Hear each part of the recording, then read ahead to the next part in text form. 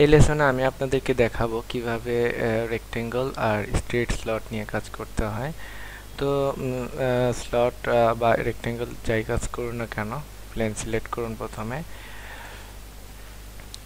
তারপরে এখানে দেখুন রেক্টেঙ্গল এবং স্ট্রেট স্লটের দুটারই ড্রপডাউন মেনু আছে। এখানে ড্রপডাউন মেনুতে ক্লিক করলে আপনি এখানে 5 রকমের রেক্টেঙ্গল দেখতে পাচ্ছেন। আবার যদি স্ট্রেট স্লটে দেখেন, এখানে 4 রকমের স্ট্রেট স্লট আছে। আমি প্রত্যেকটাই দেখাবো। তো এখন কর্নার রেক্টেঙ্গলে ক্লিক করুন। এখানে একটু আলোচনা করে নিই যে কর্নার রেক্টেঙ্গল তখন ইউজ হয় যখন আমি একটা কর্নার থেকে অন্যটা কর্নারে টেনে নিয়ে যাব, তখন কর্নার রেক্টেঙ্গল ইউজ করতে হবে। তো ফার্স্ট কর্নার মানে দুইটা কর্নারের প্রয়োজন হবে, একটা ফার্স্ট একটা সেকেন্ড। ধরেন যে আপনি এই সাইডে আঁকাবেন, একটাতে ক্লিক করলেন, আবার এই সাইডে একটা রেক্টেঙ্গল আঁকাবেন, আবার এই সাইডে একটা কর্নার দিতে পারেন, আবার এই কর্নারে একটা কর্নার দিতে পারেন। যে যে কোনো জায়গায় আপনি দুইটি কর্নারের রেফারেন্সে আপনি কর্নার রেক্টেঙ্গল ড্র করতে পারেন। সেক্ষেত্রে আপনাকে দুইটা ডাইমেনশন দিতে হবে, একটা হচ্ছে এইদিকে আর একটা হচ্ছে এইদিকে। তো ডাইমেনশন দেওয়ার নিয়ম যেটা আপনাকে গত লেসনে দেখিয়েছি। তো ডাইমেনশন ক্লিক করুন, এখানে ধরেন যে 50 দিলাম আর এটাকে 100 দিলাম। ওকে, এটা হচ্ছে কর্নার টাইপ রেক্টেঙ্গল। তো এখানে আবার আছে centre type rectangle. Centre type rectangle হচ্ছে সেন্টার রেফারেন্সে রেক্টেঙ্গলটা তৈরি হবে। তো সেন্টার রেক্টেঙ্গল ক্লিক করুন। তো আমি যদি এখানে সেন্টারে ক্লিক করি, তো আমি ওই সেন্টারের দুই পাশে সমানভাবে বর্ধিত হবে। ঠিক আছে, দেখুন এটা হচ্ছে সেন্টার টাইপ রেক্টেঙ্গল, মানে একটা সেন্টার রেফারেন্সে আপনার রেক্টেঙ্গলটা তৈরি হবে। তারপরে আছে আপনার 3 পয়েন্ট কর্নার রেক্টেঙ্গল। যদি মনে করেন যে আপনি একটা ডিজাইন করতেছেন যেখানে আপনার 3টা পয়েন্ট রেফারেন্স হিসেবে এখানে একটা রেক্টেঙ্গল তৈরি করতে হবে। সাপোজ আপনার রেফারেন্সটা যদি এরকম হয়, এরকম,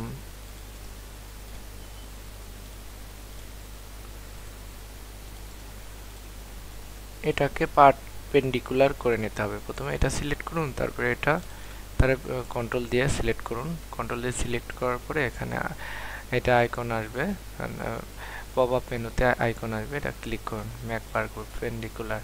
তাহলে এখানে 3টি রেফারেন্স পয়েন্ট তৈরি হয়েছে। এখন আপনি এখানে 3 পয়েন্ট কর্নার রেক্টেঙ্গল তৈরি করতে পারেন। তো এখানে সিলেক্ট করুন, তারপরে এখানে, তারপরে এখানে, তাহলে আপনার 3 পয়েন্ট কর্নার রেক্টেঙ্গলটা তৈরি হয়ে গেল। দেখি আমাদের আর কি আছে। এখানে আছে যে 3 পয়েন্ট সেন্টার রেক্টেঙ্গল।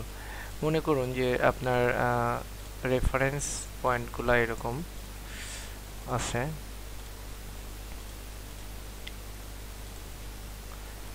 আপনি এইটা রেফারেন্সে আপনার 3টা পয়েন্ট আছে, এখানে আপনি একটা রেক্টেঙ্গল তৈরি করতে চান, তাহলে আপনাকে এই রেক্টেঙ্গল 3 পয়েন্ট সেন্টার রেক্টেঙ্গলটা সিলেক্ট করতে হবে।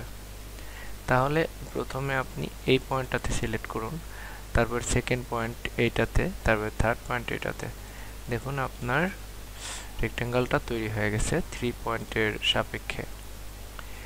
এখানে হচ্ছে প্যারালেলোগ্রাম, এটাতে সিলেক্ট করে আপনি কাস্টমাইজ যে কোনো শেপে তৈরি করতে পারেন খুব ইজিলি, কোনো ডাইমেনশন ছাড়াই বা কোনো রেফারেন্স ছাড়াই। আপনি এটাতে অ্যাঙ্গেল পরবর্তীতে অ্যাপ্লাই করতে পারেন। যেমন এখানে অ্যাঙ্গেল দিলেন 131 আছে, আপনি 120 দিয়ে দিলেন, তাহলে ওইটা রেফারেন্সে তৈরি হয়ে গেল।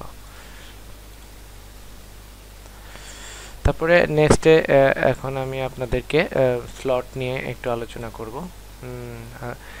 এটা ডিলিট করে দেই।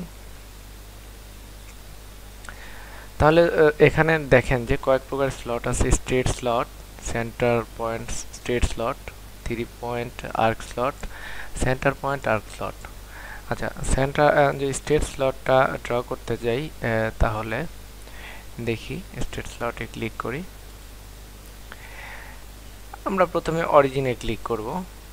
দেখেন যে স্ট্রেট স্লট শুধু একদিকেই চলে যাবে, যে কোনো একদিকে স্ট্রেট স্লটের রেফারেন্স পয়েন্টে চলে যাবে, সেটাকে কেন্দ্র করে আমার স্লটটা তৈরি হবে। আচ্ছা, আপনার স্ট্রেট স্লটের ডাইমেনশনটা আপনি এখান থেকে দিতে পারেন। আর্কের মাধ্যমে আপনি ডাইমেনশনটা সেট করতে পারেন। 100 দিলেন। আবার এখানেও আপনি ডাইমেনশন আচ্ছা দিলেন। এখন আমি আপনাকে দেখাবো যে সেন্টার স্ট্রেট স্লটটা কিভাবে কাজ করে। সেন্টার স্ট্রেট স্লট হচ্ছে আপনার দুই দিকে সমান্তরালভাবে বর্ধিত হবে। আমি এক সাইডে যদি আমার রেফারেন্সটা টানি, রেফারেন্স সেন্টার পয়েন্টটা টেনে নেই, তাহলে দুই দিকে সমান্তরালভাবে আমার লাইনটা বর্ধিত হয়ে যাবে, আর এই লাইনের রেফারেন্সেই আমার স্লটটা তৈরি হবে। এটা হচ্ছে সেন্টার লাইন স্লট।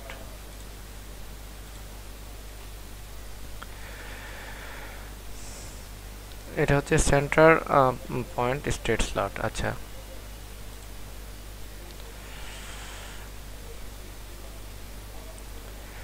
তারপরে এখানে দেখেন যে 3 পয়েন্ট আর্ক স্লট। এই সাধারণত এই দুইটা পয়েন্ট আর্ক স্লটটা আমরা সার্কেল নিয়ে ড্র করতে পারি।